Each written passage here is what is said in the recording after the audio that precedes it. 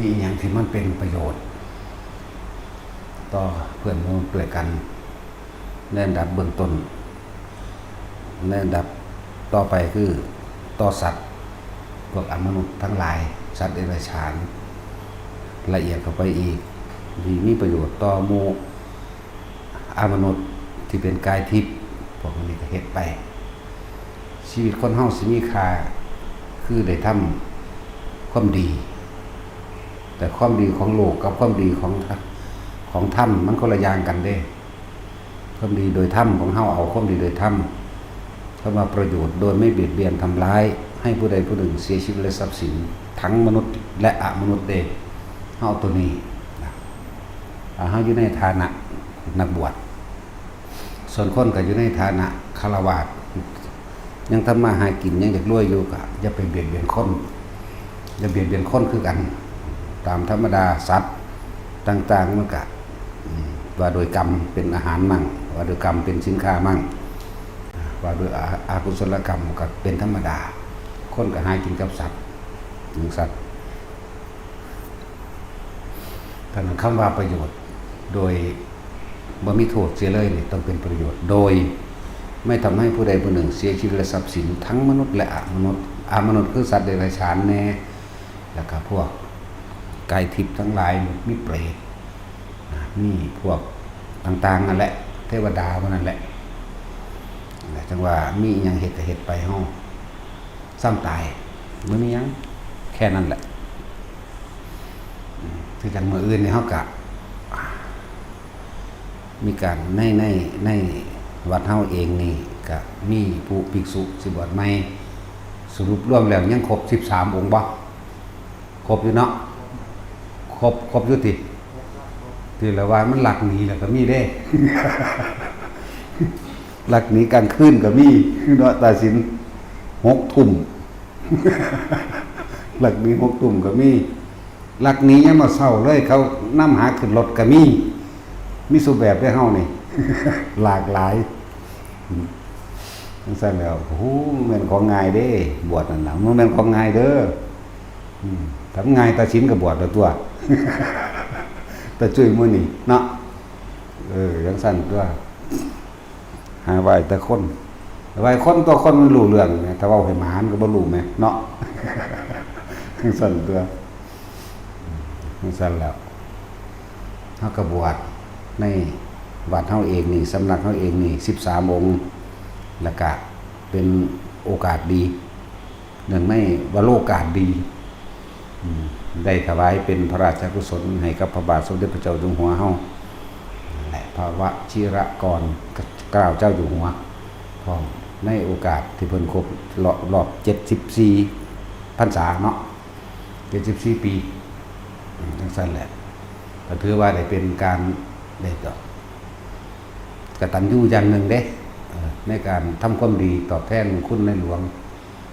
ในที่นี่ก็บ่แม่นแค่ว่าสิมีแต่ในหลวงรอ10เด้คุณไล่มาตั้งแต่เริ่มต้นเฮาถวายเป็นพระราชกุศลนี่เอาเท่าที่พอเฮาฮู้จักได้พระเจ้าพระนเรศพระนเรศวรพระเจ้าตากมื้อนี้รายการที่1พุทธยอดฟ้าจุฬาโลกมหาราชพุทธเลิศราชนาภาลัยพระนั่งเกล้าเจ้าอยู่หัวพระจอมเกล้าเจ้าอยู่หัวจุลจอมเกล้าเจ้าอยู่หัวพระปกเกล้าเจ้าอยู่หัวพระปิ่นเกล้าเจ้าอยู่หัวอนันทมิดลภูมิพลอดุลยเดชตลอดทั้งวชิรกรเกล้าเจ้าอยู่หัวเนี่ยเป็น10เป็น11เป็น12พุ่นล่ะนั่นแหละเด็กน้อยซุมื้อมันฮู้จักบ่ล่ะหรือเด็กใหญ่ก็สร้างเอาหน้ามันสิฮู้จักว่าเด็กใหญ่เนาะนั่นแหละคนเฮาถ้าบ่มีความกตัญญูรู้คุณของเจ้าฟ้ามหากษัตริย์ผู้เพิ่นรวบรวมกำลังด้วยสติปัญญาของพระองค์เองมาคนใดบ่เรียนรู้ประวัติศาสตร์ชนชาติใดไม่เรียนรู้ประวัติศาสตร์ชนชาตินั้นเต็มไปด้วยคนอกตัญญูบ่รู้จักคุณคนบ่รู้จักคุณของผู้เพิ่นมีพระคุณปุพเพจักตะปุญญาตานี่พึงระลึกนึกถึงบุคคลผู้ทำคุณเอาไว้ในการก่อนอย่างหนึ่งเห็นบ่นั่นแหละบ่มีประวัติศาสตร์ให้เรียนแล้วเฮาพยายามที่สิคุยที่สิบอกต่อไปว่ากว่าสิเป็นประเทศไทยขึ้นมาได้บรรพบุรุษเฮาเสียเลือดเสียเนื้อไม่ใช่เบาด้วยนั่นแหละหน้าที่เฮาอยู่กินไปซื่อๆได้บ่ได้เฮ็ดอีหยังพันใดเด้นั่นดอกล่ะ ปานนั้นยังสิมาในลูกคุณต่อเจ้าฟ้ามหากษัตริย์อยู่กว่าเพิ่นสิรวบรวมเป็นประเทศมาจังซั่นแหล้วโคตรพ่อโคตรแม่มันต้องทั้งใดสายเด็กน้อยเกิดมาว่านมหาลบลู่ดูถูกพระเจ้าแผ่นดินเนาะมันบ่จักบ่คำว่าพระเจ้าแผ่นดินนะนั่นแหละมันเป็นตัดข้อถิ่มยังไงนี่แหละโอ้ยมันนั่นมันบ่ทรมานเนาะแต่สิ่งไอ้ตัดข้อถิ่มซื่อๆคือผูกขามันกูจะเอาเบ็ดใหญ่ๆนะเกาะตีนนั้น2ขาดึงขึ้นไปนั่นคือแล้วหามีดฝนเข้ามั่งบ่เข้ามั่งปาดถากเนื้อมันเตะเสะลงมาแล้ววานเกลือใส่เนาะทั้งแต่ก็จุดเฟื่องขึ้นเผาล้นในจังหน่อยมันสิตายก็เอาออกมันสิหน้ามันสันนึกบุญคุณแม่นะมาสิแม่มึง สั่งมันพวกนั้นบ่จักบุญคุณคนนั่นแหละจังว่าพวกเฮามีอันใดสิสามารถตอบแทนบุญคุณของเจ้าฟ้ามหากษัตริย์ใดเฮาก็เฮ็ดเพียงแค่ว่าเป็นบุคคลไม่ทำร้ายเบียดเบียนให้ผู้ใดผู้หนึ่งเสียชีวิตและทรัพย์สินแค่นี้เพิ่นก็อยู่สบายใจแล้วเจ้าฟ้ามหากษัตริย์มันบ่ล่ะแค่นี้เพิ่นก็สบายใจแล้วเด้หาอยู่หากินบ่ได้เบียดเบียนกันบ่ได้ฆ่าตีลั่นฟันแทงกันนี่ก็เป็นการแทนคุณแผ่นดินอย่างหนึ่งแล้วบ่ได้ว่าตั้งแต่บวชอย่างเดียวบวชมันนี่ก็ถือว่าเป็นถวายให้กับบรรพบุรุษพร้อมเด้เห็นบ่เวลาเฮาอุทิศบุญ พระสยามเทวาธิราชก็หมายถึงว่าบรรพบุรุษทั้งหลายที่ปกปักรักษาประเทศชาติบ้านเมืองเฮามาให้พวกเฮาบ่ได้แย่งชิงกันอยู่พ่อสำนีน่ะแย่งชิงแผ่นดินกันอยู่นี่แหละเนาะมาแย่งซื้อเสียงกันอยู่นี่โกงกดโกงกินเงินแผ่นดินอยู่นี่แหละพวกข้าราชการก็ดีนั่นแหละสั้นแต่ว่าอันใดเฮาเฮ็ดทดแทนใดเฮาก็เฮ็ดไปเพิ่นว่าถวายเป็นพระราชกุศลเฮาก็น้อมจิตเข้าไปถวายจริงๆบ่แม่นแค่ในหลวงรอด10เด้พูนไหลมาแต่พุ่นล่ะสัตว์มาตั้งพระเจ้ายังพุ่นล่ะก็ว่าไปมันสิยาวโพดผู้เพิ่นเริ่มก่อตั้งขึ้นมาพุ่นน่ะนั่นแหละก็เลยว่าเอาพ่อเฮาบ่เฮาฮู้จักแน่เอาพระนเรศกับพ่อใหญ่ตากนี่แหละสั้นน่ะหรือสิเอาพระใหญ่สินก็ได้ก็เฮ็ดไปเป็นการทำความดีของโลกอย่างหนึ่งความดีของธรรมอย่างหนึ่งเด้อทางโลกมันบอกว่าถูกกฎหมายมันถือว่าดีล่วงขาดสัตว์มันก็ถือว่าดีแม่นบ่ขายเหล้ามันก็ถือว่าดีขายปืนมันก็ถือว่าดีขายอาวุธนั่นแหละขายยาพิษมันก็ถือว่าดีขายเครื่องดักสัตว์จับสัตว์มันก็ถือว่าดีค้ามนุษย์มันก็ถือว่าดีเห็นบ่เป็นสั้นเด้มันถูกกฎหมายค้ามนุษย์เป็นจังไดก็ขายโตนดิซั่นแม่นบ่ล่ะมันก็ถือว่าดีเด้นั่นแต่ที่พูดถึงคนทางโลกเด้อคนทางโลกเป็นคนซื่อสัตย์กับคนทำมาหากินโดยบ่เบียดเบียนผู้ใดบ่เคยลักไผบ่เคยด่าไผบ่เคยไปปล้นบ่เคยไปกี้บ่มีเลยโดยสุจริตของคนทางโลกกับบาปคือเก่าเห็นบ่มันคนละอย่างกันเด้คนผู้นี้ในหมู่บ้านนั้นตำบลจังหวัดนั้นบ่เคยเฮ็ดให้ผู้ใดเดือดร้อนเลยนี่คนทั้งหลายก็สิยอมว่าดีแล้วบ่ได้เบียดเบียนไผเด้เห็นบ่โอ้ยเราดีเด้เท่านี้นะแต่ว่าเราก็เบียดเบียนสัตว์คือเก่า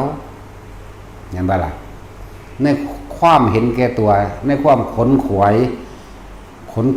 เขาใช้ตระกูลเขาใช้ครอบครัวตัวเองหรือสร้างฐานะตนเองมื้อนี้บัดนี้เราสละหยังล่ะเกิดมาเป็นคนทั้งทีเข้าใจว่าตัวเองทำดียังไม่ใช่แต่เกิดมาเป็นคนทั้งทีต้องทำดีต้องบ่เบียดเบียนสัตว์ของจึงจะเรียกว่าดีไม่มิจฉาวานิชาอาชีพที่เป็นเครื่องรั้งเครื่องขวางซึ่งพระนิพพานนั่นแหละคือเรียกว่ายังล่ะสักขาโนค่ายังนั่นแหละเป็นเครื่องขวางหนทางแห่งพระนิพพานยังมีการเบียดเบียนและทำร้ายสัตว์ค้าสัตว์ค้าเนื้อยังมีการค้ามนุษย์หรือยังมีการค้าเครื่องดองของมึนเมายังมีการค้ายาพิษหรือยาฆ่าแมลงเข้าใจว่าล่ะ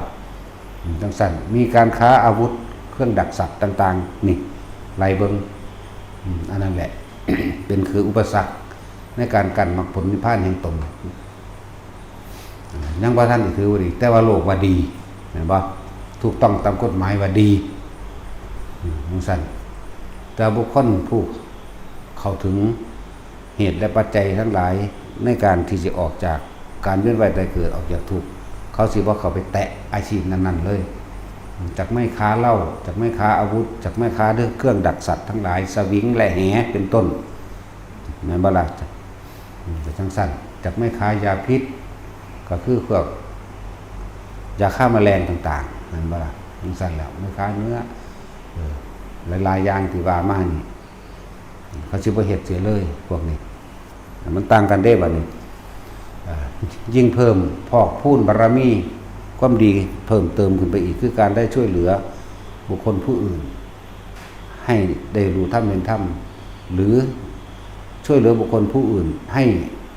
ได้อยู่ดีมีสุขแบ่งปันอาหารแบ่งปันยารักษาโรคเก็บไว้ได้ป่วยดูแลจังซี่ก็แม่นบ่แม่นว่าตาสิเอายาพาราให้กันให้บ่ล่ะนำส่งโรงพยาบาลหรือแนะนำไปในทางที่รักษาให้หายเจ็บหายปวดจังซี่เนี่ยนี่คือความเครื่องส่งเสริมความดีแห่งตนดีแท้ไปช่วยเหลือบุคคลผู้อื่นโดยไม่หวังสิ่งใดตอบแทนช่วยเหลือสัตว์โดยไม่หวังสิ่งใดตอบแทนการปล่อยนกปล่อยปลาก็แล้วแต่ตลอดทั้งให้อาหารให้ยารักษาโรคให้เครื่องนุ่งห่มให้ที่อาศัยแม้ชั่วครั้งชั่วคราวแม้เพียงแค่คืนเดียวให้อาหารกินแม้เพียงแค่มื้อเดียวก็ถือว่าดีแล้วก็บ่ได้หวังสิ่งใดมาเป็นเครื่องตอบแทนเด้นั่นแหละจึงถือว่าเป็นบารมีเพื่อก้าวย่างท่านเรื่องบาอย่างหนึ่งคือว่าท่านโดยบ่หวังสิ่งใดตอบแทนมันสบายใจที่ยังได้ท่านโดยบ่หวังสิ่งใดบ่ได้หวังผลในท่านไหมถามทุกคนไหมเราให้ทานแล้วเราได้อะไรทุกคนตอบให้ตนเองได้แต่ก่อนเราให้ทานแล้วเราก็หวังผลในทานมีจิตผูกพันในผลในทานมุ่งการสงสมในความอยากได้ยศถาบรรดาศักดิ์ในความอยากได้ลาภในความอยากให้คนอื่นยกย่องและในความปรารถนาร่ำรวยยศถาบรรดาศักดิ์เงินและทองเห็นบ่บัดนี้คนที่ท่านที่เป็นบุญแท้ๆที่มีความสบายใจที่สุดเลยบ่หนักก็คือทานให้โดยไม่หวังสิ่งใดตอบแทนเข้าใจว่าล่ะบ่หวังเลยไม่ได้อะไรเลยกับเบาที่สุดเห็นบ่ล่ะแต่บุคคลที่ท่านเรามีความหวังหวังให้รุดหอดพ้นจากคดีมันก็ยังมีเห็นบ่ล่ะบางคนก็ปล่อยนกปล่อยนกก็ว่าขอให้เป็นอิสระดุจดังนกนั่นปล่อยนกแล้วขังตัวเองปล่อยปลาแล้วก็ขังตัวเองปล่อยเต่าแล้วก็ขังตัวเองปล่อยปลาไหลแล้วก็ขังตัวเองสัตว์อื่นได้เป็นอิสระแต่ตัวเองเข้าไปอยู่ในกรงแทนกรงหนังกรงแห่งวัฏฏะสงสารกรงแห่งวัฏฏะทุกข์ขังตัวเองเอาไว้ในตัณหาและอุปาทานใช่ป่ะล่ะนั่นแล้วขังตัวเองเด้เหมือนว่าเราพวกเจ้าอยากรวยใส่ซ่อง20 บาท100สาธุผู้ข่าวถูกหวยลอตเตอรี่เด้อให้ได้รางวัลแจ็คพอตถ้าถึงสิมาสร้างให้ดอกบัตรนี่ก็มีเด้เข้าใจว่าล่ะบางคนก็มาขอเลขน้ำเฮาเลยกูก็ได้เบิดนั่นแหละว่าใช่ก็ไปขอน้ำคู่ก็ได้ตัวเองเขียนบ่เองบ่เป็นบ่เนาะนั่นแหละขนาดว่าจากของทำบุญยังบ่เป็นบุญใจวันนั้นเรียกว่าทำทานเพิ่มทุกข์ทำบุญเพิ่มบาปด้วยพวกนี้เพิ่มทุกข์เพราะอยากรวยมันก็เลยทุกข์เพราะว่าอยากได้บาปแปลว่าหยังเมื่ออยากได้แล้วทำแล้วกังวลแล้วเราจักคือได้บ่ได้ท่วงบุญคุณจากการให้ทานท่วงบุญคุณจากการทำดีช่วยเหลือคนอื่นพร้อมเนาะนั่นแหละฟังให้มันดีพวกเข้าทานแล้วต้องไม่ได้อะไรเลยเด้อทานก็ไม่ได้อะไรเลยนั่นแหละต้องบ่เอาหยังต้องบ่มีเครื่องชดเชยแล้วมาแลกเหมือนกับถิ่มลงน้ำไปเลยบ่ต้องไปหวังอิหยังกับมันแต่บ่นั่นแหละแต่ว่าให้เฮ็ดแบบนี้ถ้าผู้ใดได้ฟังข้อความนี้ก็ไปคิดพิจารณาเอาเองทุกคนจะเกิดมาเดี๋ยวนี้ที่ว่าขอบ่มีจักคนเลยนี่เนาะขอปุ๊บทุกคนขอให้รวยมั่งขอให้หายป่วยมั่งขอให้อายุยืนมั่งขอให้ลูกสอบได้เป็นเจ้าเป็นนายมั่งเห็นบ่ขอให้สารพัดขอละขอให้เกิดศาสนามาเป็นลูกพ่อลูกแม่อีกเด้อก็ยังขอไหมเนาะ ขอให้แม่งเป็นผัวเป็นเมียกันอีกก็มีแม่นบ่ล่ะ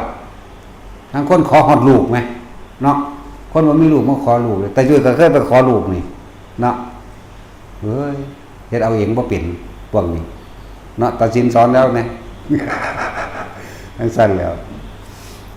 ถ้าผู้งามๆมาขอกูนี่กูจะเอาให้ดอกเนาะตัดสินถ้าขี้ลายยาวมาเด้เตเสะอยู่ยาวมาเด้หน้าต้องอุ่นหูดบ้านก้นก็แตกๆขาก็ตึกตื่นปานหนังหมู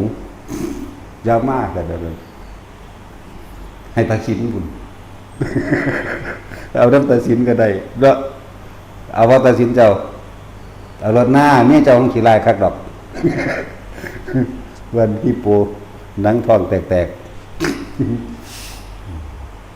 นั่นแหละมันทำหยังมันเฮ็ดเอาหยังนั่นนะจังว่าให้เลิกการขอซะจะเป็นขอท่านหลายขอเอียงก็เลยเนาะท่านต้องบ่หวังผลในท่านนะทานแล้วต้องไม่ได้อะไรนั่นแหละมันก็น้อมไปแต่คนบ่มีความหวังแล้วก็บ่มีความทุกข์ตัวบ่มีความเร่าร้อนบ่มีความกระวนกระวายบ่มีความหวังแต่บ่มีความหวังแล้วก็สบายตัวบ่หนักเด้ของพวกนี้จึงเรียกว่าทานนั้นแหละเกิดบุญคือความสงบภายในเจอเองสงบเย็นแล้วก็เป็นประโยชน์ต่อบุคคลผู้อื่นนั้นด้วยบ่เป็นทานแล้วหวังประโยชน์ใส่ตัวเองคนท่านเอาประโยชน์ใส่ตนเองใช่ป่ะล่ะเฮาให้ยังไผไปแล้วลืมไปแล้วเด้ลืมเลยบ่จักสั่นล่ะสั่นบอกให้เป็นตัวอย่างบ่เคยหวังหยังบ่เคยขอหยังบ่เคยขอในเรื่องของโลกให้รวยให้มียศถาบรรดาศักดิ์ให้หยังก็แล้วแต่บ่มีเลยในเรื่องของโลกนั่นน่ะบ่มีอย่างจางเลยเป็นมาแต่เกิดอันนี้เป็นอุปนิสัยมาแบบนั้นมาแต่เกิดเลยนั่นแหละถ้าเฮาท่านโดยบ่หวังสิ่งใดเป็นผลในท่านแล้วเฮาก็ฟังธรรมเข้าใจตัวก็ฮู้อยู่ตัวว่าคนที่ยังมีความปรารถนาอยากได้อยากดีอยากมีอยากเป็นอยากร่ำอยากรวยนี่เป็นทุกข์ด้วยกันทั้งนั้นไปปล่อยปลาให้มันลงสู่น้ำใหญ่ให้พวกข้าได้เป็นเศรษฐีให้มีอิสระเด้อเห็นบ่นั่นเห็นบ่ปลานั้นเป็นอิสระโดยเฉพาะปลาแต่ตัวเองถูกขังตัวเองเอาไว้ในคุ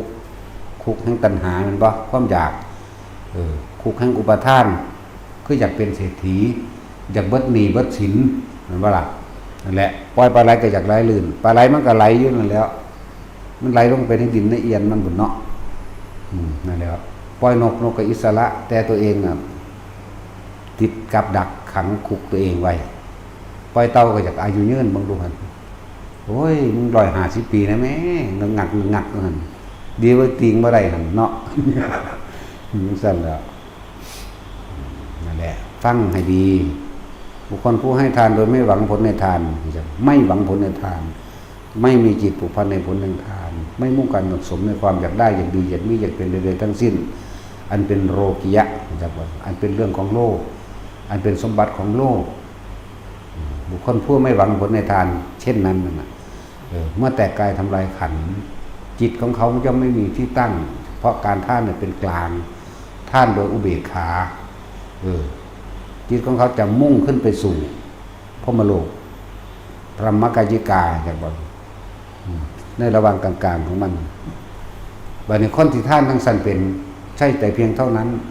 ใช่แต่ว่าจะให้ทานแต่เพียงเท่านั้นคนพวกนั้นต้องได้ยินฟังธรรมได้ฟังคำสอนของพระเจ้าแม่นบ่ล่ะเขาบ่เฮ็ดแค่นั้นบัดนี้เขาต้องมีการฝึกหัดสมาธิภาวนาไปถึงตัวเองพร้อมเนาะนั่นแหละตั้งแต่ท่านก็บ่หวังบัดนี้แล้วก็มาซ้ำสมาธิคือจิตตั้งมั่นเพื่อให้รู้เท่าทันตัณหาอุปทานแห่งตนเพื่อละกิเลสละตัณหาละอุปทานของตนรัดสั่นเร็วขึ้นกว่าเก่าอีกหวังก็บ่หวังยังก็บ่เอาล่ะ นั่นแล้วจิตมันก็ตั้งมั่นเลยมุ่งมั่นเมื่อคนให้ทานไม่หวังผลคำว่ารักษาศีลคือความคิดของเขาต้องไม่มีกิจทำร้ายเบียดเบียนให้ผู้ใดผู้หนึ่งเสียชีวิตรักษาศีลนั่นก็ท่านก็เป็นจาคะสละออกจากความเห็นแก่ตัวสละความเป็นเจ้าของออกก็เด่นถ้าหวังผลในท่านมันยังเป็นเจ้าของก็เด่นเจ้าของท่านพร้อมเจ้าของแนวอยากได้พร้อม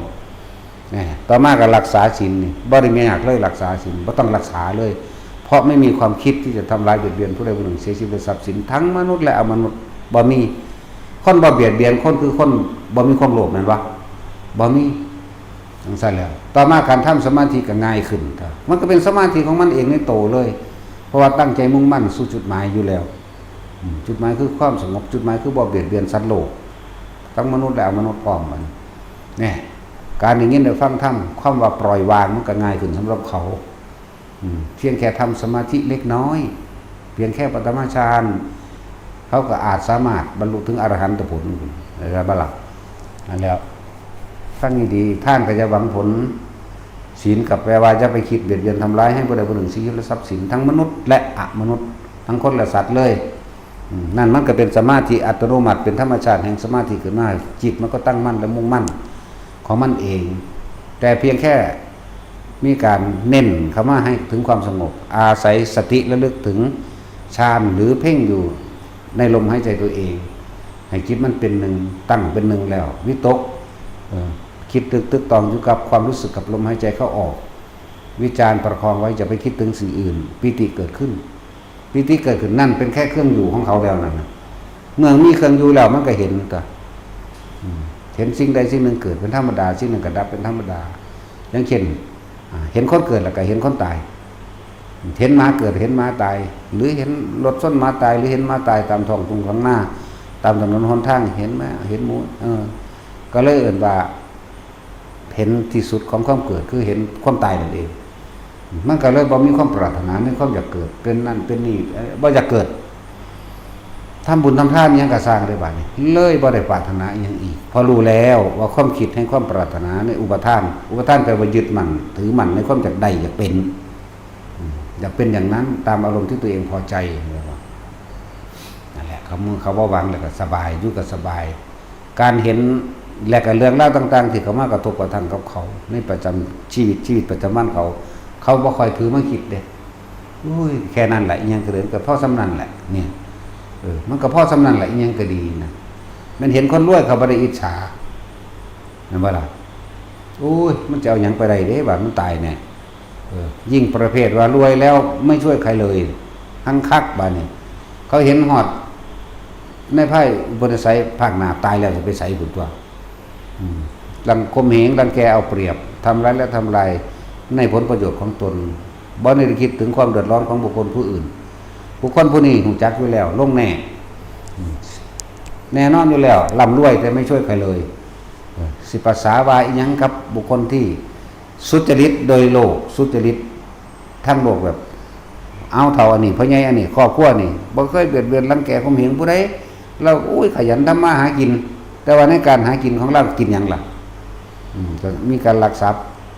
มีการฆ่าสัตว์นะจะว่านี่ลักทรัพย์สัตว์อีกพร้อมแง่ไข่มดแดงน่ะกับไข่มันก็เป็นสมบัติสัตว์เป็นจังว่าล่ะนั่นแล้วสิ่งใดที่สัตว์หวงแหนรักษาไว้ก็หลักของสัตว์บ่หลักของคนก็สร้างจะว่าล่ะอย่างสั้นเด้ฆ่าสัตว์กินอยู่คือเก่าไหมพลาดชีวิตบุคคลผู้อื่นมันเดิมสัตว์ต่างๆกับชีวิตหนึ่งคือเฮานี่เด้แต่เฮาฆ่าเขานั่นเฮาบ่คิดจักเม็ดเลยว่าเขาสิเจ็บเนาะเฮาเห็นเขาเป็นอาหารแถมซ้ำถ้าเขาดินแห้งลายศูนย์ซะเขาอีกแม่นบ่คือป่าคือปูต่างๆที่มันได้ไฟมันร้อนก็แล่นออก2 เทื่อ 3 เทื่อแล้วก็ศูนย์ซะตัวฟาดมันเน็กมันไว้อีกตัวเนาะนั่นซั่นแล้วสร้างอารมณ์บันทึกไว้เบิดเด้ในความรู้สึกตัวเองบันทึกไว้เบิดแต่จังว่าแต่ละคนสำรวจตัวเองดีๆเด้ตัวเองยังปรารถนาอีหยังอีกต่อไปอยู่บ่ความปรารถนานั่นแหละคือภาพพวกเจ้าถูกเรียกว่าล่ะนั่นแหละถ้าว่ามาทำบุญให้มันบุญจริงๆอย่าไปหวังผลในทานจะมีกิจพัฒน์ในผลทางทานนั่นแหละบุญอันเกิดจากการให้ทานเพราะความเสียสละออกแล้วบ่มีความเห็นกับตัวบ่มีความปรารถนาว่าจะได้หยังบ่อยากเป็นหยังอีกเลื่อนว่าบุญอันเกิดจากการให้ทานเลื่อนสงบเย็นไปในตัวเองไม่กังวลไม่ร้อนไม่รอและไม่หวังศีลคือการไม่เบียดเบียนทำร้ายที่บ่ได้เมืองชีพได้ทรัพย์สินเลยบ่มีความเร่าร้อนและกังวลบุญอันเกิดจากการรักษาศีลบัดนี้บุญมันเกิดจากการสมาธิหังประโยชน์มันตัวบัดสมาธิภาวนาล่ะยอดมันเลยทำจิตให้สงบทำจิตให้ตั้งมั่นเข้าไปจิตสงบคือหยังจิตตั้งมั่นคือหยัง ตั้งไว้ตรงไหน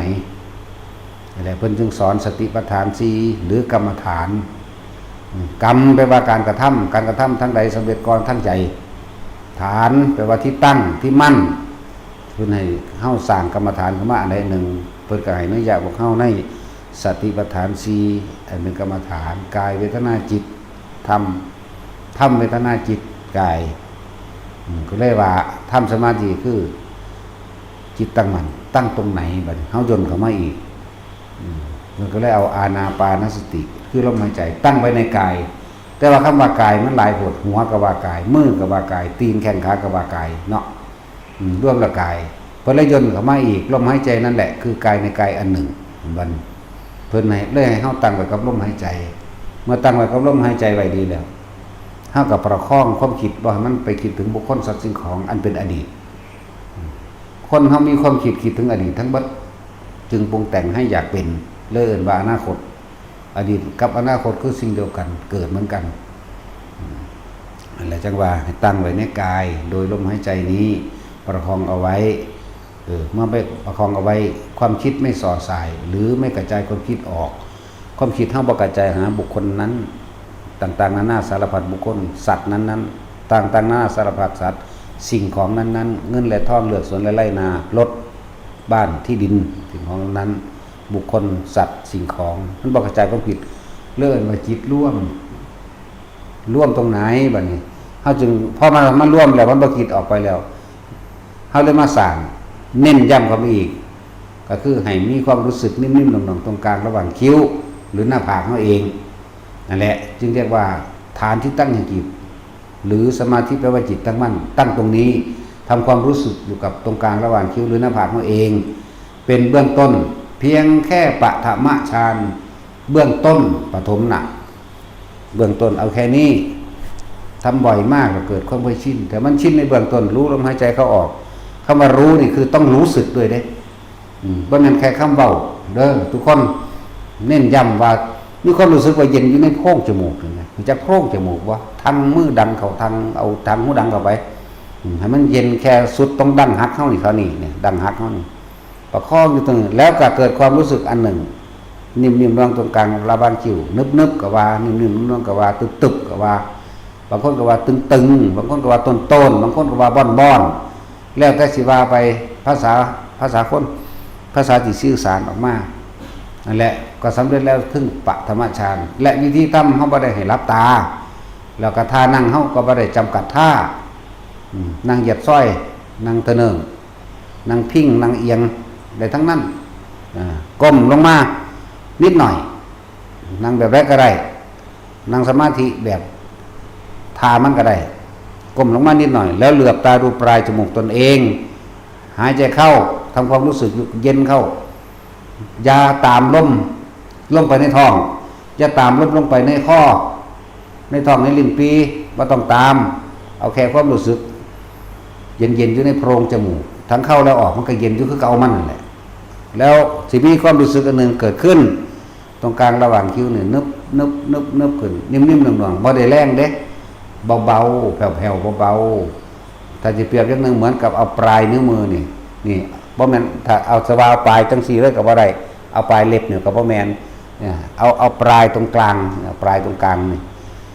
แตะเบาๆแตะดูดังว่าแตะขนนี่มั้ย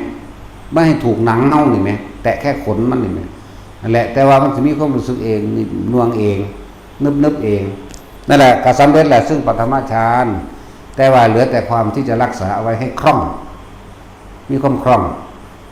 องในจุดแรกซะก่อนเริ่มต้นฝึกตอนแรกก็นั่งฝึกซะก่อนนั่งเฮ็ดไปซะก่อนนั่งเฮ็ดเล่นๆไปเรื่อยๆละเฮ็ดเล่นๆไปนั่งเหยียดซ้อยมั่งนั่งขาไขว้ห่างมั่งนั่งทะเนิงนั่นนี่มั่งเมื่อนั่งเริ่มจับทางได้แล้วก็ยืนทำยืนเฮ็ดแล้วก็นั่งแล้วยืนเดินวันนี้ก็เดินเฮ็ดจังว่าย่างเฮ็ดย่างก้มจักน้อยมันเป็นขึ้นมาโดดดอกก้มๆแน่ถ้ามันหายหยุดซะก่อนถ้ามันขึ้นมาลมหายใจกับความรู้สึกดิ้นหน่วงตรงกลางระหว่างคิ้วถ้ามันหายหยุดซะก่อนยืนกระทำพอมันขึ้นมาแล้วก็ค่อยเดินไปอีกหายอีกแล้วมันหายเพราะว่าหยังหายเพราะว่าเขาคิด คิดถึงบุคคลสัตว์สิ่งของเรื่องราวต่างๆอาจจะว่าล่ะสังเกตรอดถ้าหายปุ๊บโอ้เมื่อกี้นี่กูคิดถึงผู้นั้นผู้นี้เว้ยจนเริ่มต้องดึงกลับขึ้นมาคิดถึงลมหายใจเหมือนเดิมเดินไปเรื่อยอ้าวได้หน้าที่หนึ่งหายดึงกลับมาใหม่ดึงมาถึงคิดถึงนั่นแหละคิดถึงลมหายใจใหม่ไปได้2 นาทีหายอีกแล้วไปจะ3 นาทีหายอีกแล้วฝึกไปฝึกมาเดี๋ยวไปชินในการเดินเองมันชินแล้วยืนเดินนั่งแล้วก็มานอนเวลานอนก็จับความรู้สึกอันนี้แหละกับลมหายใจเฮ็ดเรื่องสิจนเกิดความคล่องจะว่าคล่องแคล่วแล้วทุติยฌานหมายถึงขั้นที่2เกิดขึ้นเองบัดนี้เพียงแต่เฮาไม่ได้คิดถึงสิ่งใดสิ่งหนึ่งปีติเกิดขึ้นเลยนวงขึ้นระหว่างคิ้วระหว่างหน้าผากบางคนก็ขึ้นหัวเลยหนังศีรษะบนหัวนั่นแหละเป็นชั้น2แต่ว่าเฮาบ่อยากให้มันพลาดเฮาอยากให้มันมั่นคงแน่นหนาถาวรของเฮาดึงลงมาชั้น1คิดถึงลมมันก็คิดบ่ได้คิดถึงลมมันก็คิดบ่ได้แต่ว่าก็ขึ้นน่วงเลยปล่อยทีนี้จักว่าล่ะนี่หมายถึงว่าต้องเอาแบบคล่องเลยบ่ให้ฟิวในหลักการมันนะบ่ให้ฟิวบ่ให้ขามคันเฮาสิได้ความมั่นคงได้บ่จิตตั้งมั่นโดยมั่นคงเมื่อมันคงดีแล้วยืนก็รู้เดินก็รู้นอนก็รู้ทำการทำงานอยู่ก็รู้ได้บ่นี่รู้หยังรู้สึกตัวที่นิ่งๆตรงกลางระหว่างคิ้วก็ได้หน้าผากก็ได้บนหัวก็ได้นั่นแหละคอยดูการเคลื่อนไหวของความรู้สึกนิ่งๆหน่วงๆที่มันจะเล่นไปทั่วกายมั่งก็ช่างมันแต่ให้จับความรู้สึกก็จะบ้าอะไรนั่นแหละเอาจนคล่องเลยถ้ามันคล่องแล้วมันไม่ได้ฝึกได้บ่มันก็เป็นเองของมันเวลาใดขณะใดที่เราไม่คิดมันก็ปุ๊บขึ้นมาทันทีเลยแล้วจังหวะพวกขับรถเป็นบ่แต่ว่าจะคล่องขึ้นขับรถปั๊บตาเฮ้านี่จะอยู่ตรงหน้าในขณะปัจจุบันมองเห็นทางตรงหน้าในปัจจุบันแต่ความคิดไม่ได้ไปถึงจุดหมายที่จะไปเราจะบ้านนี่ส่วนมากคนเฮาสิไปบ้านนั้นสิไปอำเภอนั้นสิไปหาหมู่ผู้นั้นสว่างสันสิเฮาสิคิดดวงหน้าได้มันอยู่เฮือนบ่เนาะมันอยู่บ้านบ่เนาะเนาะคิดถึงบ้านคิดถึงยังไปอย่างอื่นนี่มันไม่เกิดขึ้นแต่เฮาบ่คิดแต่ว่าตาเฮานี่มองเห็นทางในขณะปัจจุบันณขณะจู่ตรงหน้านี้นี่มองกระจกซ้ายมองกระจกขวาก็อยู่ตรงหน้านี้มันก็ขึ้นของมันเองเป็นอัตโนมัตินี่คือวิธีฝึกจนคล่องจนชินโดยการจับความคิดได้มันนั่งจับได้ดอกล่ะเมื่อกี้นี่กูคิดถึงไผตัวนี้กูคือหายยังไงใช่ป่ะล่ะอ๋อมันไปคิดถึงคนนี้เกิดกับคนนี้แล้วดึงกับมันนั่นแหละเกิดดับนั่นแหละความคิดเกิดดับเรียกว่ามันไปเกิดกับคนนี้จิตมีที่ตั้งมาถึงคิดถึงบุคคลนี้พอได้คิดได้ปุ๊บดึงขึ้นมาปั๊บนั่นแหละว่าเกิดดับของจิตเกิดดับอาการของจิตอาการของผู้รู้อาการของความรู้สึกตัวคือการคิดออกไปนี่เองดึงกลับมาดึงบ่อยเข้าเดี๋ยวกับท่านเองแล้วก็รู้เองหรอกตอนนี้ต้องอาศัยประสบการณ์ของแต่ละคนเด้ นั่นแหละไปฝึกเอายืนเดินนั่งนอนจนคล่อง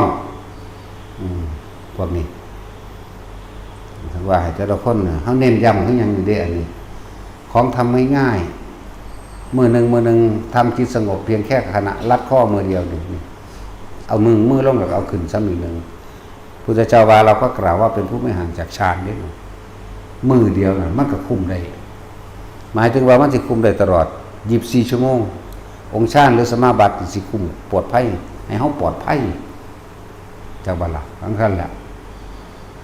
บัดนี้คนที่ทำให้บ่อยทำให้มากจนเกิดความเคยชินแล้วก็ทั้งปลอดภัยกว่าเก่าตัวเนาะแล้วก็สิ่งที่ปลอดภัยเพิ่มขึ้นมาอีกคือปลอดภัยจากการคิดจากบัดละมันก็กลายเป็นกุศลสังกัปปะขึ้นมาเองมันก็กลายเป็นการทรงอารมณ์มันเป็นกุศลขึ้นมาจิตตัวนี้เลยคิดแต่สิ่งที่ดีคิดก็คิดดีบ่ได้คิดที่มีอารมณ์หลายเห็นบ่อีกอย่างนึงทรงอารมณ์กันเป็นกุศลนะทรงโดยฌานมั่งทรงโดยสมาธินี่แหละมั่งแล้วแต่เฮ็ดไปมันละอกุศลออกแล้วเห็นบ่ล่ะเมื่อมันละอกุศลออกแล้วเหลือแต่สภาวะซึ่งเป็นกุศลแล้วก็กลายเป็นกุศลสังกัปปะเป็นอัตโนมัติไปเลยความคิดร้ายคิดบ่ออกคิดร้ายคิดที่ทำลายเบียดเบียนผู้ใดผู้หนึ่งเสียชีวิตและทรัพย์สินคิดไม่ออกคิดแต่ดีได้บัดเลยความคิดเฮาเลยมีแต่เบี่ยงเบนไปทางที่ช่วยเหลือบุคคลผู้อื่นทั้งคนและสัตว์ ไม่คิดเบียดเบียนทำร้ายบุคคลผู้ใดผู้หนึ่งเลยทั้งมนุษย์และอมนุษย์พวกเขาอาจสิเข้าใจแค่นี่มันค้นคือกันนี่กับสัตว์แต่ว่ามันมีมากกว่านั้นในภพภูมิต่างๆอยู่พวกเขาอาจจะบ่ทันเห็นนะแต่มันก็มีอยู่นั่นแหละอะไรเฮ็ดไปเรื่อยๆฝึกไปเรื่อยๆฝึกเกิดความเคยชินละของในปฐมฌานนี่เข้าใจแล้วเด้อไผก็ดีเข้าใจว่าเข้าใจก็สร้างทุติยฌานก็เข้าใจแล้วส่งอารมณ์ไว้เฉพาะทุติยฌานบัดนี้ส่งไว้ในตติยฌานมันจะขึ้นของมันเราเองขั้นที่3ขั้นที่ปราศจากแม้กระทั่งแต่ว่ามีความรู้สึกก็ไม่ใช่ไม่มีก็ไม่ใช่มันจะเป็นโล่งๆโปร่งๆว่างๆโล่งๆสึงลึงอยู่คิดยังก็บ่ออกได้บาดสิคิดบ่ออกอย่างว่าล่ะเห็นหน้ากันนี่เห็นหน้าตาสินนี่คิดซื้อบ่ออกบาดมันสิบ่บอกอย่างว่าเสื้อจังไดนี่ขนาดคิดจังไดก็บ่ออกแต่ว่าบ่มีอารมณ์เด้บัดสิออกกับปุ๊บขึ้นมาโลดเด้บาดนี้บางทีคิดซื้อออกคิดหน้าบ่ออกบางทีคิดหน้าออกคิดซื้อบ่ออกก็เลยนี่มาเปรียบเทียบให้ฟังได้ว่ามันคิดหยังบ่ได้ช่วงนั้นมันสึงหลึงจักสึงหลึงบ่บ่แม่นสึงหลึงบ่มีสมองคือตัดสินได้อันนั้นสึงหลึงแบบบ่มีหยังเด่นสมองบ่ทำงานนั่นแหละอยู่จังซั่นบาดนี้ถ้าเข้าใจสิ่งหนึ่งคือคำว่าเฮาแค่รู้กับมันเฉยๆเข้าใจบ่นี่รู้กับมันเฉยๆบ่ต้องทำอย่างอื่นเด้บ่ต้องไปคิดหาวิธีแก้ไม่ต้องเอาอะไรเข้ามาอีกแล้วก็ไม่ต้องเอาอะไรออกบ่ต้องเอาเข้าบ่ต้องเอาออกหมายถึงบ่เอาเข้ามานี่ก็คือบ่ต้องไปนำวิธีนั้นวิธีนี้ที่เฮาได้ยินได้ฟังมาแก้หยังมันดอกยิ่งแก้ยิ่งยุ่งเหมือนเชือกได้ที่เฮาพันไปในหลอดของมันนี่บัดนี้เฮาเข้าใจว่าเฮาสิแก้ให้ยุ่งล่ะอันบ่ล่ะก็เลยบอกว่าแค่เป็นผู้มีสติรู้อยู่เฉยๆรู้อยู่จังซั่นแหละบาดมันออกความคิดนะนั่นแหละแต่ความคิดต่างๆมันก็บ่มีอารมณ์หรอกแต่เวลามันคิดออกก็ดีบ่มีอารมณ์ถ้าว่ามีอารมณ์ก็แปลว่าใช้ได้ล่ะเพราะว่าทั้งเบิดในการฝึกหัดปฏิบัตินี่แค่ละอารมณ์นึงได้เห็นจังบ่ล่ะอาสวะแปลว่าหยังอาสวะนี่คืออารมณ์ความรู้สึกในความพอใจตัวเดียวนั่นแหละก็เพื่อสิละตัวนี้คนเฮามีความไม่พอใจก็เพราะยินดีเฉพาะความพอใจเห็นบ่ล่ะแล้วละก็คือแปลเป็นคำพูดเฉยๆเป็นคำเว้าละจริงๆบ่ได้คิดเด้จังว่าล่ะบ่ได้คิดว่าต้องแบบนั้นแบบนี้ทำแบบนั้นต้องตัดอย่างนั้นตัดอย่างนี้บ่ได้ตัดดอกมันก็รู้ในตัวของมันเมื่อไม่นำสิ่งใดสิ่งหนึ่งเข้ามาคิดเห็นคนบ่คิดได้ยินเสียงบ่คิดรูปรสกลิ่นเสียงกระทบทางกายไม่คิดไม่นึกความรู้สึกในความพอใจและไม่พอใจเกิดขึ้นมาได้พบรับล่ะแต่จุดแค่นี้นึงเด้มันก็ละของมันเองล่ะขันธ์5รูปนามยังก็ดีแหละบ่ได้หาแต่ไปไล่มันดอกสักกายทิฏฐิวิจิกิจฉาสิริวัตถุปรามาสปฏิฆะกามราคะรูปราคะอรูปราคะมานะทิฏฐิอุทธัจจะอวิชชาบ่หาแต่ไล่มันก็ได้มันสิรู้ให้ตนเองเลยพวกนี้เวลามันดับเวลามันยังกระวาไปแล้วสิงงอีกดับคิดนี่แหละดับไปเลยความคิดหยุดกึกขึ้นมาเลยบ่ออกอีหลีได้บัดบ่ออกนะแล้วหรือจะอาจจะมีของแถมยังแปลกประหลาดแน่ในการรู้เห็นนิมิตเป็นไปต่างๆบ่ว่าจะเป็นอดีตไม่ว่าจะเป็นอนาคตอันนั้นบ่ต้องไปฝึกมันดอกบาดมันสิเป็นมากเป็นดอกตอนเฮาเป็นมากกับหุ่นตะพ2544 45นั่งรถดีๆมันก็เป็นได้บาดมันสิเป็นนั่นน่ะคุยกันออกจากบ้านตาดมานี่แหละกับหมู่ญาติๆคุยกันไปดีๆนี่คุยแต่เรื่องกุศลเด้คุยไปคุยเธอเลยมาเลยอันจักรวาลร่วมใส่กันคือท้องฟ้าร่วมกันเป็นหนึ่งแล้วก็โลกหมุนโลกนี่มันเป็นขอบโลกเฮานี่เป็นต้นไม้แล้วภูเขาเรียบจากขอบมันซะก่อนจากขอบจักรวาลน่ะก็เป็นเรียบจากขอบเหมือนกัน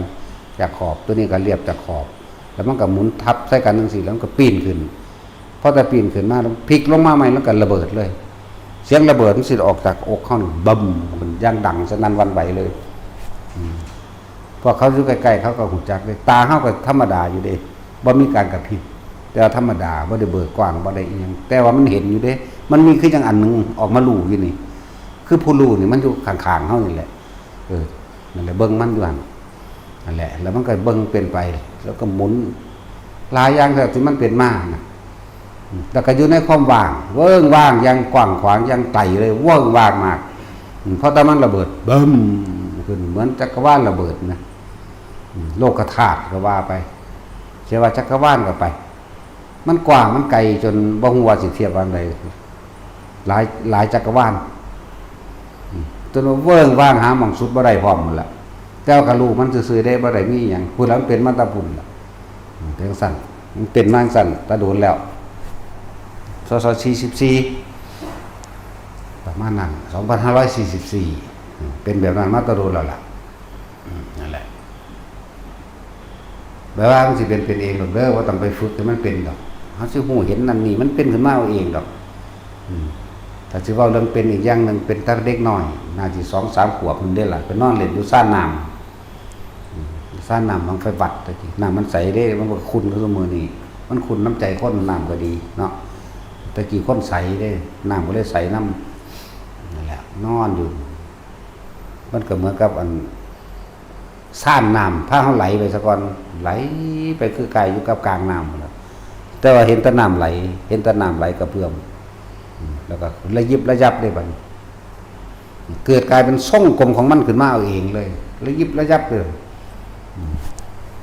แต่กายวุบวับวุบวับวุบวับออกมาแล้วเกิดกลายเป็นทรงกลมใส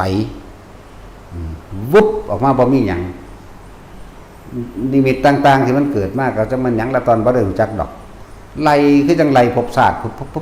ปุ๊บมาเลยก็นับประมาณบ่ได้แต่ว่าก็บ่เข้าใจมันนั่นแหละ เป็นอยู่นั่นโดนเติบแต่ที่โดนซ้ำได้แต่จำได้คือเก่าเห็นบ่นี่ขนาดเด็กน้อยมันยังจำได้สิ่งนี้บ่มีลืมกันแล้วกันเป็นตอนใดก็จื้อได้คือเก่าแบบนั้นแล้วนิมิตต่างๆที่ไปมานี่ก็จำได้คือเก่าเว้าเดี๋ยวนี้ก็เป็นภาพเดี๋ยวนี้นะเว้าตามภาพเก่าเป็นภาพเป็นเรื่องเป็นเล่าเดี๋ยวนี้แหละนั่นแหละมีพระเฒ่าองค์ผู้เฒ่าองค์นึงเพิ่นมาโคกลงเสือกนั่นแหละจากนั้นนี่ยังคนยังไปหาเพิ่นโหลดว่าจักกันดอกโอ้ 2-3 กิโลอยู่เด้อหม่องย่างไปน่าสิอยู่3 กิโลเด้อจากบ้านย่างไปโคกน้องเสือกโคกน้องเสือกเดี๋ยวนี้ก็เป็นวัดป่าสัมมานุสรณ์อาจารย์เตี้ยอยู่เราบ่สูงเลยอาจารย์เตี้ยแล้วบ่สูงดอกแล้วเป็นหลานหลวงปู่พรหมเป็นเหลนละหลานดอกซ้ำนั่นนึงสาเกิดว่านเนาะน่าสิเหลนด่าเขาอีกอาจารย์เตี้ยจักเราสว่างได้ดอกซื้ออันนั้นเล่าเฮาเห็นเตี้ยๆเฮาเลยเอิ้นเตี้ยไปเลยตั้งเสื้อไม้ก็ได้ ชื่อบ่ได้จักอีนดอกสว่างได้ดอกหั่งเทื่อเราก็ฟังเฮาอยู่ดอกเนาะฟังบ่ฟังก็สร้างเด้เนาะนั่นแหละหลวงปู่เฒ่าองค์หนึ่งมาแต่เป็นยังไงไปเกี่ยวหญ้าให้เพิ่นโลดบางทีก็ไปตัดก็ไม้ไผ่ให้เพิ่นตะกี้มีหลอกปอเด้หลอกปอพร้อมเด้หลอกปอเกี่ยวหญ้าฆ่าเพิ่นก็จับมาตีมาขางให้เบิ่งเพิ่นก็พาไผ่หญ้าก็ไผ่ไปเฮ็ดไปฮ้อนเนาะหล่าเพิ่นก็ฮ้อนฝนตกก็สิดีเนาะเฮาคิดถึงฝนตกอีหลีนี่แต่ตอนนั้นบ่รู้เรื่องหยังจักว่าล่ะมันบ่ได้มีเล่ห์เหลี่ยมกลไกหยังเด้ฝนตกก็สิดีเนาะหล่าก็สิเย็นว่าซั่นนึกถึงฝนก็ตกโลดมั้ยนั่นแหละมันแปลกประหลาดอยู่แนวจังซั่นก็เลยว่ามันบ่ต้องไปฝึกหยังดอกเวลามันสิเป็นทั้งเป็นเอาเองดอกคือเขามาโอ้ยมาอยู่นำหลวงพ่ออยากฝึกกสิณเด้เนาะบ่ต้องฝึกดอกฝึกใส่ลมหายใจน่ะมันรวมอยู่ในหันเบิดแล้วบารมีทั้ง40 20หรือ30ก็รวมอยู่ในลมหายใจเจ้าของนั่นแหละเห็นบ่ล่ะบางคนก็แบบมาฝึกมโนมยิทธิโอ้ยมันคิดเอาซื่อๆดอกนะต้องฝึกดอกฝึกลมโลดมันเลยกันไปอีกแล้วสิก็มีหลายเทื่ออยู่ดอกจนไผหญ้าแล้วจนมุ่งกระตอกหน่อยน้ำเพิ่นเฮาบ่ได้มุ่งดอกเฮาเป็นผู้ไปหาตัดไม้ลากมาให้ซื่อๆแล้วเพิ่นก็เฮ็ดตองเพิ่นตัดนั่นนี่มาเพิ่นขึ้นข้างบนมุ่งเฮาเป็นผู้สัตว์ไผหญ้าอยู่ข้างล่างฮ้อนบ่ละหำพุ่นว่าฮ้อนอยู่อุ้ยฝนตกคือสิเย็นดังดอกเฮาก็นึกถึงฝนก็สาดลงมาอีหลีบัดนี้แหมจนได้แล่นเข้าไปหลบแหมแต่ว่าเพิ่นบ่หลบได้เพิ่นนั่งโคโมงอยู่ข้างบนคือเก่าหลบฝนเจ้าของอะไรแต่นี่แนวนี้ก็เป็น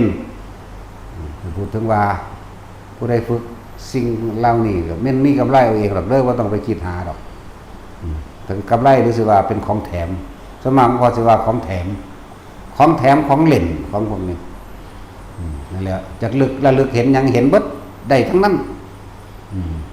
เพิ่นก็เว้าดีๆเพิ่นก็เว้าเรื่องสวรรค์สิเขาก็เห็นอีหลีได้เห็นไปตามเพิ่นเว้าโลดมันต้องเป็นขึ้นมาโลดนรกจังซี่ก็เพิ่นก็เว้าไปเฮาก็เห็นนำเพิ่นเว้าแหมนี่แล้วจังหวะแปลกประหลาดอยู่แนวนี้นั่นแหละผู้ใดอยากฮู้ได้ก็ภาวนาเอาเท่านั้นได้จังฮู้ไปอ่านไปจำมามันสิมีขี้หมายังบ่มีเด่นนั่นแหละจังว่าผู้ใดเรียนสูงปานใดก็ช่างเถอะสิขอท่อเท่าใดก็ตามเถอะนะมันเป็นเครื่องรับประกันบ่แม่นเครื่องยืนยันว่าแต่ของใดมีความรู้มรรคผลนิพพานหยังดอก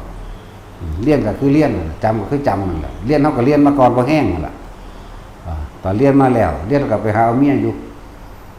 บ่งั้นบ่เอาจังว่าฝึกไปเถอะบ่ต้องไปคาดคะเนเอาผลมันเด้อมันสิได้เอาเองดอกบ่ได้ก็สร้างหัวมันนะเนาะบ่เห็นทางดีเด้รู้จักบ่เห็นหลายคักแล้วโอ้ยมันสิประสาทมันยุ่งยากนำเห็นผู้นั้นเป็นญาติผู้นี้เป็นญาติผู้นั้นเป็นนั่นเป็นนี่ไหลเข้าไปจักไปซอยเขาจะไปแก้เขาถูกลั่งเสียเวลาคือหยังนี่นั่นแหละจังซั่นเห็นโดยบ่มีสติตะกี้เห็นแบบบ่รู้สึกตัวแต่เฮาเห็นจังซี่ไปเลยขึ้นมาแล้วมารู้สึกตัวแล้วจังสามารถเว้าได้บ่เหมือนกันกับที่เห็นโดยรู้สึกตัวเด้เนี่ยจังว่าเป็นหยังคือฝึกแบบสมาธิลืมตาให้ทุกคนมันสิบ่ตกใจมันสิบ่ตื่นเต้นอีหยังแต่เฮาหลับตานี่เสียงดังก็แคกมื่นตาก็อวยเบิ่งโลดอ่ะหันฟับเบิ่งโลดผีโลดแล้วเสียงบางที่ใบไม้มันล้มพัดแปกๆก็ว่าผีบางที่นั่งอยู่ตามเถียงหน้าหรือว่ากุฏิขี้เกียจมันคาบเหยื่อกึบหางสิปักเอาแล้วบาดนี้เป็นบ่ล่ะบางที่ลมมันสวยมากใบไม้งาไม้มันพาดอันกับขังที่เฮาสวดก็ว่าผีลูกอันฟ้าใส่เด้ในขณะที่มันมีความสงบดีอยู่แล้วแต่มันสิมีจังซี่เสียงมันดังเป็นพิเศษถ้าเฮาบ่มีหยังเลยมันฮอดบ่ฮู้ยินนั่นบ่ล่ะหมายถึงถ้าเฮาบ่มีความสงบฮอดบ่ฮู้จักเลยว่ามันเสียงหยังเป็นเสียงหยังบ่ฮู้จักเพราะเฮาบ่มีสติจดจ่อกับพวกหลับตานั่นน่ะใส่วิธีมื่นตาซะกับทำสมาธิเคลื่อนไหวหมายถึงเดินอยู่หรือทำการทำงานอยู่มันสิตั้งมั่นกว่ากันเพราะคนเฮาใส่ชีวิตลืมตามากกว่าหลับตามื่นตาหลายกว่าหลับตาแม่นบ่ล่ะหลับตาก็หลับแต่ยามนอนนั่นล่ะคนมันนอนบ่หลับก็คือเก่าแหละจังซั่นก็เลยให้ใส่วิธีสมาธิทำให้จิตตั้งมั่นในขณะที่ลืมตาทำให้จิตตั้งมั่นในขณะที่มีสติไม่หลับไหลทำให้จิตตั้งมั่นในขณะที่รู้สึกตัวนี่เองแค่ว่าละบาดที่เป็นอย่างคือสอนแนวนี้แนะนำคนแนวนี้นั่นแหละเฮาก็เลยชินและเพลิดเพลินในการดูของนอกหมายถึงเห็นนั่นเห็นนี่ปางหิมะพงมาพานก็มีในตำราอีหลีนั่นแหละมีแบบนั้นแหละว่าแค่ว่าสิเป็นกิเลนว่าสิเป็นกินนารีว่าสิเป็นสัตว์แปลกประหลาดสร้างน้ำแม้กระทั่งนกฮัสดีลิงมื้อนี่มีแต่เฮาเห็นนั่นแหละแต่ว่าเฮาบ่มายืนยันรับประกันเด้เพราะว่าเฮาเอาออกมาผู้ใดเบิ่งนำบ่ได้นั่นบ่ล่ะก็เราเห็นจริงแต่มันก็บ่จริงดอกนะนั่นแหละเห็นแต่ว่าบ่รู้สึกตัวการเวลาผ่านนานมาเรื่อยเกิดแต่ว่าก็บ่ไปหาคุยโว้โอ้อวดผู้ใดฟังดอกก็รู้แต่เจ้าของนั่นแหละเบิ่งการเวลานานมานี่ก็มีตอนที่เฮาฝึกเข้าไปอีกอย่างในระดับหนึ่งหนักๆจังซี่บางทีก็หลวงปู่หลวงตาองค์นั้นมึงมานอนตายอันเป็นหมูเป็นหมายังเหยียบคอได้นี่ลุกกิ้งพลิกออกก็ยังบ่รู้สึกตัวได้ก็ยังบ่ได้เข้าใจความหมายของครูบาอาจารย์ที่มาให้เนยยะปัจจุบันนี้เป็นขี่รถรอบบักใหญ่มากเหยียบข้อมึงเด้นี่ลุกออกคือเด้หังบ่ทันได้เข้าใจหยังมือนึงองค์นึงมาเตือนแต่ว่าก็บ่มีปกคนบ่มีปัญญามือนึงก็องค์นึงมาว่ามือว่าสิเข้าใจได้หลวงปู่มันใส่กกหูอีกจักบัดนี้ตอนนั้นนอนได้เก็บบ่แม่นนอนอดหลับอดนอนเพื่อให้เข้าใจคำว่าสติต่อเนื่องหยังนั่นล่ะว่าตาลงปั๊บบ่รู้สึกตัวออกโลดออกไปเห็นนั่นเห็นนี่นั่นแหมว่าตานอนตะแคงพับลงเป็นโลด หรือนั่งก็เป็นโหลดความเคยชินในการไปรู้ไปเห็นชินเด้ไปพุ่นไปพี่โหลดว่ามันเร็วคือยังไงเด้มันบริวารมันเร็วกว่าเสี้ยววิมันเด้ปั๊บลงมันไปโหลดบ่รู้สึกโตตลอดเลยแหละองค์นั้นมาเตือนองค์นี้มาเตือนกับบ่อยู่บ่รู้สึกตัวเลยบ่เข้าใจเข้าหมายของที่เพิ่นมาบอกเขาบ่มีปัญญาจนถึงในความฝันว่าหลวงปู่หมันมาตีน่ะตะกกหูข้างนี่แดงเลยสุดเอวพี่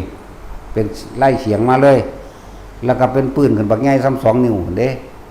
ของจริงได้บัดนี้ถ้าว่าฝันนี่หยังก็เอากระจกมาส่องเบิ่งก็แม่นอีหลีน่ะแล้วก็เจ็บแสบอยู่ซั่นยังคิดบ่ออกเลยปานนั้นนั่นแหละจนแก้ปัญหาออกได้เศร้าเก็บเอาเองหายเอาเองแล้วก็ฟังอีพอนี่บัวนอนเป็นหมูเป็นหมาขึ้นเขียงให้เขาเชือดข้อมันก็ว่าไปบ่มีความรู้สึกตัวหยังเลยโอ้จังมาเป๊ะออกได้บัดนี้พอตาอันคิดออกได้โอ้กูบ่รู้สึกตัวพอตาเข้าสู่สมาธิตัวนี้ปุ๊บไปตามความเคยชินบ่มีความรู้สึกตัวใจบ่บาดบ่รู้สึกตัวรู้แบบคนนอนหลับฝันรู้แบบมีคนนอนหลับฝันอันรู้แบบรู้สึกตัวได้บัดมันคนละอย่างกันบัดพอตามาคิดออกได้เนี่ยโอ้เป็นแบบนี้นี่เองหายเลยอันโตข้องแสตีสุดสอดหลังอยู่นะแล้วกกหูพี่เด้ชื่ออะไรคือยังนี่สอดหลังแดงจึงครึ่งพี่พอตาคิดออกมันต้นนี้หายเองหายปวดเองเป็นอาทิตย์ได้ยังคิดออกนั่นแหละเอาบัดนี้ว่ากูใส่วิธีนี้ตัวเบิ่งก็จับอาการปิติอย่างใดอย่างหนึ่งเกิดขึ้นเลยบัดนี้สิน้อมสิไปเห็นได้จริงๆเว้ย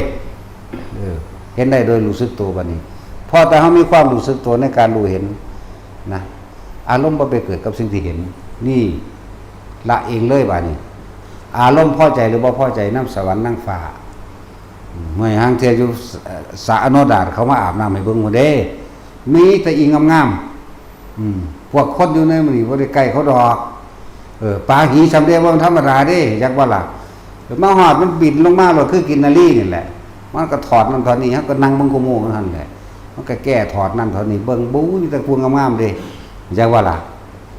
ตาจุ้ยนี่แลนไส้โลดแล้วเนาะแต่เฮาก็รู้สึกโตจักว่า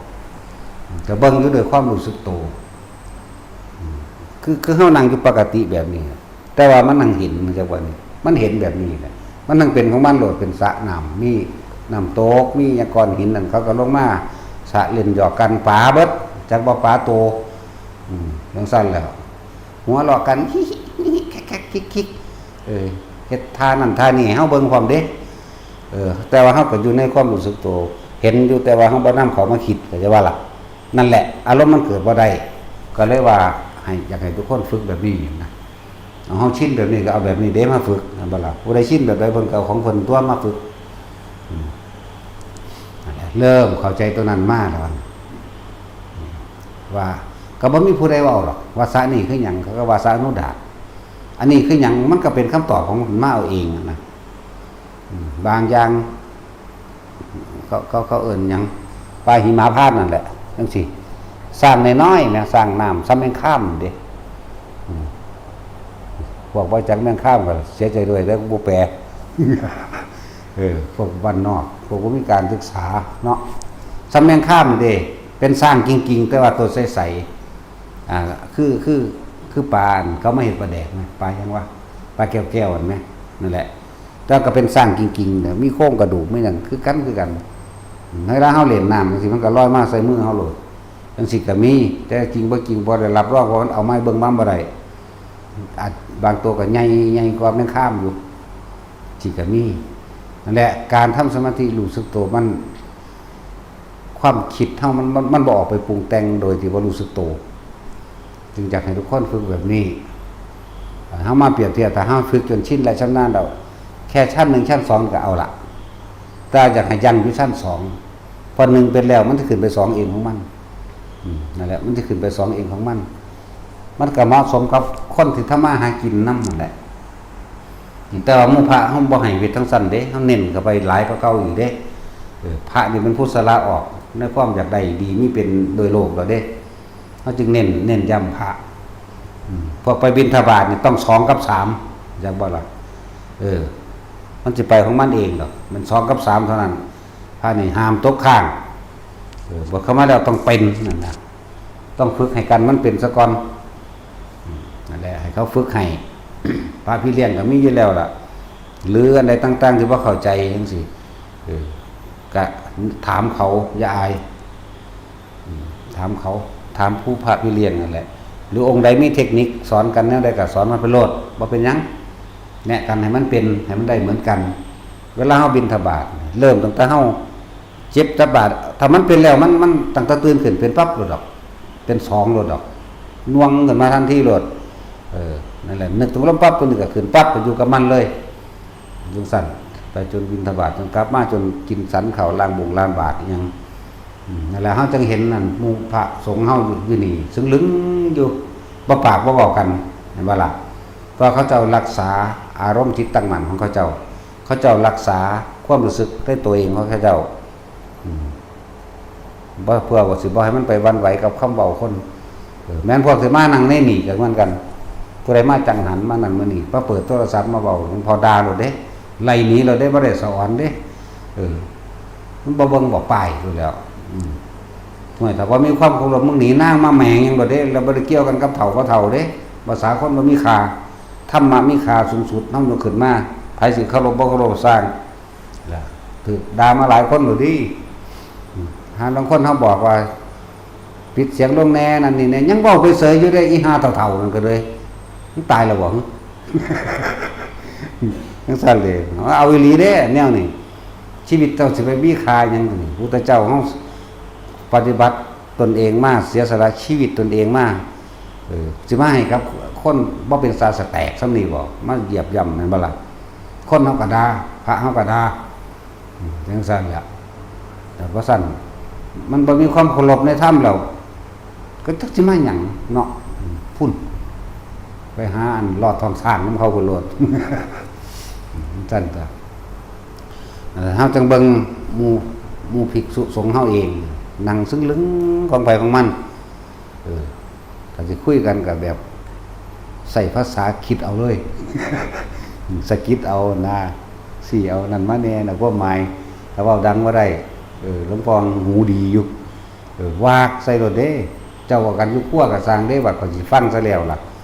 ไปฮอดก็ว่าให้รถเด้เนาะมันนั่ง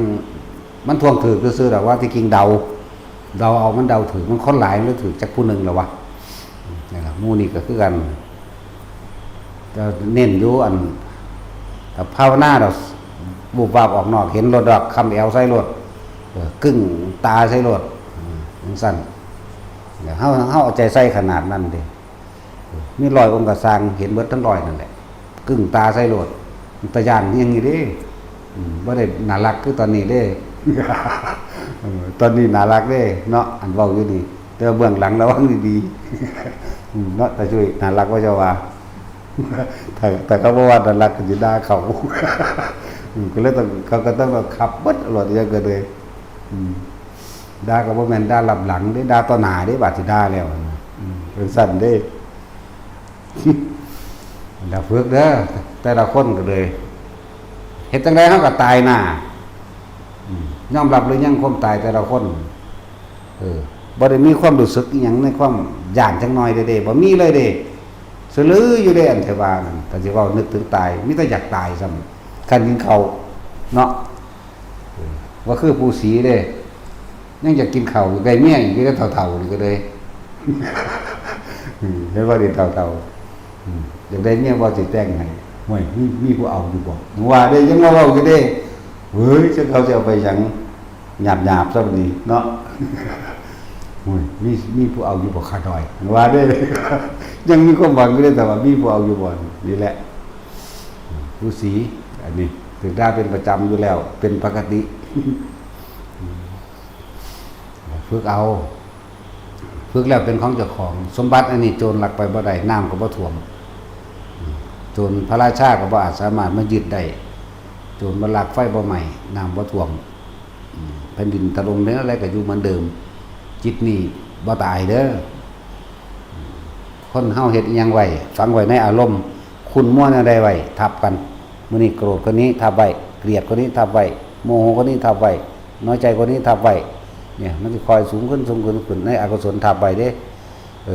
เวลามันให้ผลยามใดไม่รู้อันนั้นเป็นเรื่องอจินไตยคำว่าการให้ผลของกรรมเป็นอจินไตยจะบอกว่าชาตินั้นชาตินี้เพราะนั้นเพราะนี้บอกได้โพดถ้าสิไปบอกคนเบิดอยู่นี่บอกเห็นบ่ล่ะเฮาบอกได้ก็แล้วกันนะแบบนี้นะเป็นเพราะว่าผลมาจากนี่บอกได้แต่ว่ามันบ่แม่นวิสัยของพวกเฮาจะไปคิดได้แม่นบอกได้บอกไปแล้วถ้าเขาบ่เชื่อก็สิมีอีหยังมันเป็นของที่บ่มีประโยชน์กับเขาเฮาก็บอกแต่สิ่งที่มันมีประโยชน์จุดหมายเดียวคือทุกคนไปนิพพานเท่านั้นนึงเด้บ่ได้มีอย่างอื่นเด้อให้คนดับหยุดความคิดปรุงแต่งแสวงหาในความอยากได้อยากดีอยากมีอยากเป็นให้หยุดเท่านั้นท่านล่ะผู้ใดจะพ้นก็เฮ็ดเอาบ่จะพ้นก็แล้วแต่หิแม่มึงเนาะของไผของมันอยู่แล้วเฮาก็เอาปานนี้แหละบอกมาปานนี้แหละบ่แม่นมานั่งเว้าคิดเอาเด้สิบอกให้บ่ได้มาอ่านหนังสือไผฟังเด้บางอย่างบ่มีในตำราเฮาก็เว้าไปเลยเด้บางเที่ยเขาก็ว่าเฮามั่วจะเชื่อเบิดซุอย่างหลายเด้อมั่วเขาว่าจังซั่นก็มีเด้สร้างแล้วก็ยังบอกว่าบ่ได้ว่าให้เชื่อเด้ล่ะบ่ให้ฟังเนาะจังซั่นล่ะเฮ็ดเอาไผของไผของมันเด้ตามวิธีเฮาถนัดเฮาก็ถนัดวิธีนี้ก็สอนวิธีนี้เด้อแต่ก็เป็นของที่เฮ็ดง่ายๆแต่ว่าพระเฮาน่ะ2 3เด้เข้าซี่ได้ก็เข้าไปเลยห้ามหยุดกับมันห้ามยั้งแต่เป็นธรรมดาถ้าเป็นใหม่ๆก็สงสัยขามนิวรณ์ว่าท่านเป็นขามความสงสัยขามความข้องค่าอยากรู้ซื่อมันอยากหาเหตุผลต่างๆบ่ได้นี่แหละจังว่าเป็นหยังเฮาจังเน้นว่าให้เป็นสมาธิลืมตาเดินอย่างตั้งมั่นนั่งอย่างตั้งมั่นยืนเดินนอนนั่งตั้งมั่นตั้งมั่นอย่าออกจากความรู้สึกในกายสันเข่าตั้งมั่นนั่นแหละบ่ให้มันไปหลงไหลในนิมิตเห็นว่าล่ะที่ไปหลงไหลในนิมิตเลื่อนว่าจิตวิปลาสเห็นผิดจากความเป็นจริงมันเห็นแต่เฮาถึงพระเฮาอยู่ในนี่ก็เป็นหลายองค์อยู่มันเสือ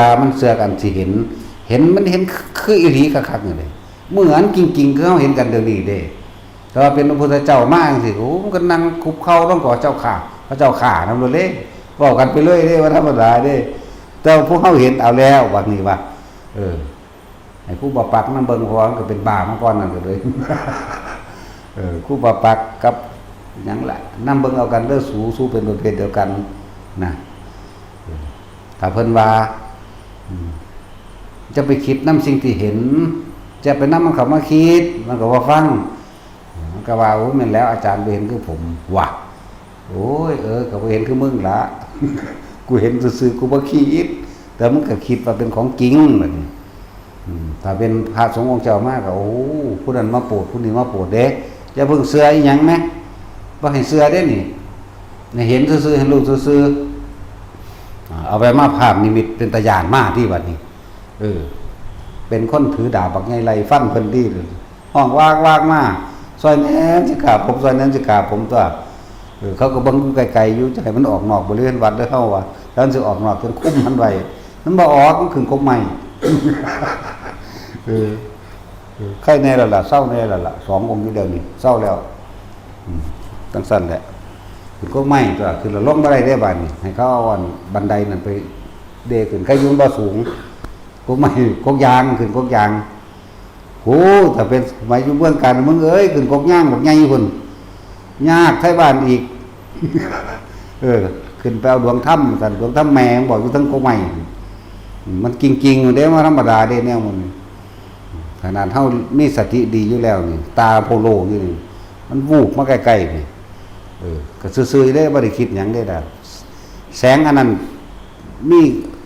ความสว่างสวัยเห็นทางได้จริงๆมันเด้มันเป็นตะเสือเองไงเด้คือจังเฮาเดินจงกรมอยู่นี่มันอ้อมมาตามหลังตามแอวเฮานี่เห็นทางจริงๆนี่น่ะเห็นกกไม้กกไหลเห็นนั่นเห็นนี่ได้จริงๆนี่เด้นั่นแหละเป็นตะเสือคือยังนี่บางที่ก็มีพระพุทธเจ้าประทานดวงธรรมให้เธอได้โสดาแล้วก็ประทานดวงธรรมให้เพิ่นก็เอาแล้วเพิ่นก็นั่งคุบเข่าลงก็เอามือ2มือกอบเอาแล้วเอาแล้วบัดนี้ย่างไว้ไปแล้วแม่มึงบัดนี้ธรรมดากว่านํเอากันตัวทั้งเตือตกเหว ทั้งบ่เลิกบันไดดอกทั้งเป็น8 เมตร 10 เมตรประมาณนี้แหละ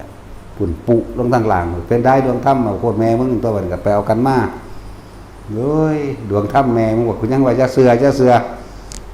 บางคงก็ปุ่นกกย่างใหญ่ๆแม่มี3 งานนึงเด้กกนั่น20 เมตรพุ่นแล้วมันขึ้นไปแมงได้จังได๋คนโอบ3-4 คนก็บ่วัดนั่นแหละจังซั่นแหละแต่อันนี้หึยินแต่เสียงยามเช้าหรอกซอยผมด้วยอยู่ โอ้ยก็ได้ยากไทบ้านตัวนี้นำไปเอิ้นคนมาอันพวกเขาเคยขึ้นเอาเพิงเอามิ่มน่ะมาฮอดเขากับตอกลักขึ้นไปทีละอันนั่นน่ะต้องใส่เสื้อ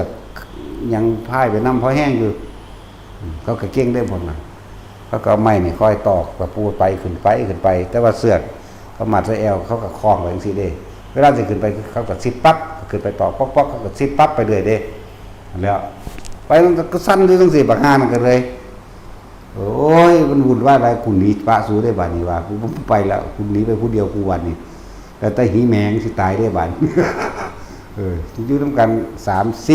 4 คนก็วุ่นวายเนี่ยเบิ่งดูนั่น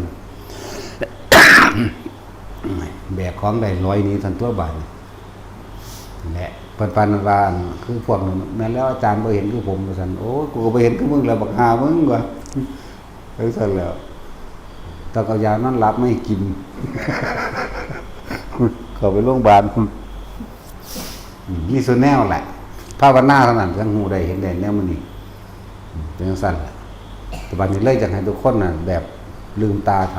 ำเป็นผู้มีสติรู้อยู่ในความรู้สึกตัวเอาความรู้สึกตัวรับประกันตัวเองไว้ถ้าเมื่อไหร่ความรู้สึกตัวหายไปมันจึงไปมีความรู้สึกพอใจกับไม่พอใจกับสิ่งที่เห็นในบุคคลสัตว์ของรูปรสกลิ่นเสียงปุ่นมีความรู้สึกพอใจกับไม่พอใจกับรูปรสกลิ่นเสียงแล้วถ้าเฮาควบคุมความรู้สึกของเฮาอยู่ในกายเฮาได้มันก็แค่เห็นซื่อๆดอกว่านี่เริ่มต้นแรกมันก็เป็นธรรมดาจะสงสัยมั่งเห็นมั่งเป็นมั่งเห็นดูเขาก็คิดเด้อภาษามันสั่นซื่อๆมันทำเป็นตะเสืออีหลีได้บางที่บักใหญ่ซ้ำพัดลมน่ะว่ามาเห็นหุงได้อีหลีนี่เห็นทางได้จริงๆนี่เด้นั่นแหละคือว่ามันบ่แม่นแค่เห็นน้อยๆเด้อที่เราเนี่ยบางที่ก็เป็นเฮาก็จับเอาโลดจับเอาก็มีจับเอาแล้วก็เป็นลูกแก้วก็วางไว้หัวตอนั่นแหละบางที่ก็ปัดตกแต่ว่าบ่คิดแต่ว่าล่ะปัดตกก็มีนำก็ไปเก็บเอายามเช้าเก็บลงเบิ่งเอามาจิ้มใส่จานไว้อากลากอยู่เขามาเล่นน้ำเขาไม่เห็นเขาขอเอาให้เขาตัวภาษาลูกแก้วซื่อๆภาษาหินสีเนาะเป็นสีพิเศษอย่างเลยนั่นแหละตะกี้มันมีแสงวาบวิบพอไปมาเขาก็เก็บไว้ซื่อๆเลยว่าเห็นว่าสิเป็นอย่างมันก็เป็นแค่ลูกแก้วน้อยๆนะครับท่อโปรตีนนี่แต่ว่าบาดมันออกแสงมันใหญ่นะแต่ว่าก็บ่แม่นของพิเศษเข้าใจว่าล่ะทุบก็แตกทิ่มซื่อๆนี่แหละก็ทุบเบิ่งหลายอันแล้วแตกคือเก่าทุบเบิ่งซื่อๆเนี่ยเคยมีหลายกว่านั้นทุบแล้วเอาไว้ซื่อๆนี่แหละเพื่ออยากได้หลายก็สั่งเขาเอาคุณยุทธตลาดอินโดจีนมุกดาหาร ลูกแก้วหมายว่าล่ะสั่นแล้ว มื้ออื่นพวกนี้ก็เตรียมโตไปบวช13 โตนี่นาค13 โต อย่าหลักหนีเด้อ ถ้าทุกคนหนี6 ทุ่มนอกแต่สินถ้าคนตอนเช้าเห็นหยังไว้ไปนี่นะว่าซั่นพุ่นฮอดพุ่นล่ะแม่มึงสู่ทนถึงเมื่อยดิไปส่งมันในเดี๋ยวโตนก็มีเด้บ่ธรรมดาเด้แนวนี้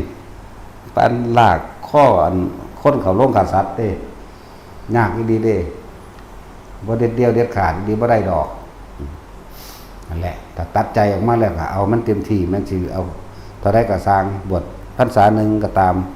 เฮ็ดขึ้นมันลืมโลกออกไปเลยโลดจังซั่นผู้ใดสิเป็นเจ้าภาพก็เป็นมา